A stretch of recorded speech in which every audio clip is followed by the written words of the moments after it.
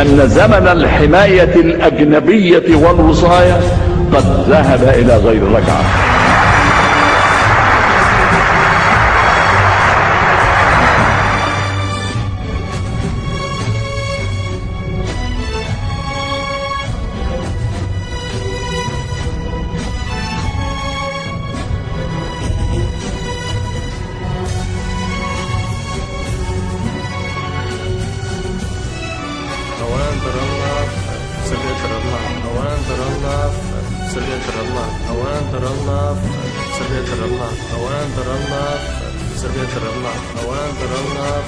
سلبية الرمل على فكرة إن إحنا إيه هو مفهوم العنف، نقدر نحرك الجماهير بجد على عمل عنيف، وإزاي إن إحنا نقدر نساوي دوت، نقدر نتحكم في الناس، نقدر ننظم مسيرات وفعاليات، إزاي نقدر نحرك الجماهير بجد على عمل عنيف، إزاي نقدر نحرك الجماهير بجد على عمل عنيف، إزاي نقدر نحرك الجماهير بجد على عمل عنيف.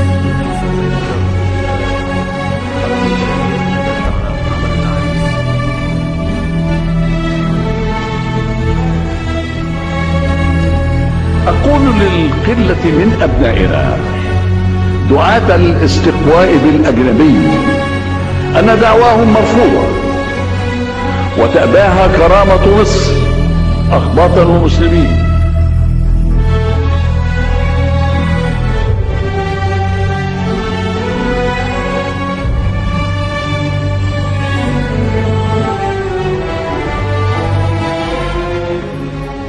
القرار رقم 1973 هو قرار تاريخي وبكل المقاييس. القرار رقم 1973 هو قرار تاريخي وبكل المقاييس.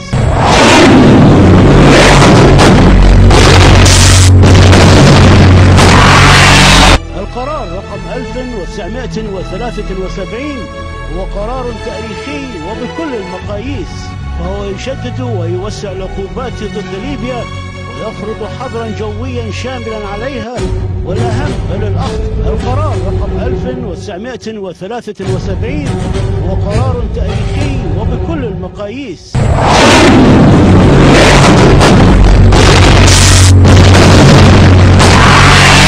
القرار رقم 1973 هو قرار تاريخي وبكل المقاييس.